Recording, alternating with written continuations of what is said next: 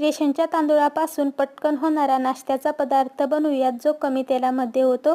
2 वाटी तांदूळ, त्याच्यामध्ये पाव वाटी उडीद डाळ टाकायची, स्वच्छ धुवून घ्यायचं आणि 2 तासाला पाण्यामध्ये भिजत ठेवायचं।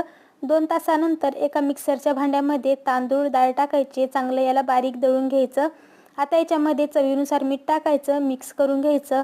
अर्ध लिंबू पिळून याच्यामध्ये टाकायचंय। पाव चमचा खाण्याचा सोडा टाकून याला व्यवस्थित असं मिक्स करून घ्यायचं।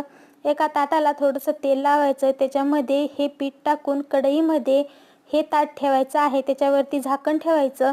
10 मिनिटे याला मीडियम गॅसवरती व्यवस्थित असं शिजून घ्यायचं। नंतर छोटे छोटे याचे चौकोनी काप करायचे। आता एका दुसऱ्या कढईमध्ये 3 चमचे तेल गरम करत ठेवायचं, त्याच्यामध्ये अर्धा चमचा मोहरी, अर्धा चमचा जिरे टाकायचं, कढीपत्ता, थोडीशी चटणी, थोडीशी हळद टाकून मिक्स करून घ्यायचं आणि जे आपण तांदळाचे काप बनवले ते टाकून परतून घ्यायचे।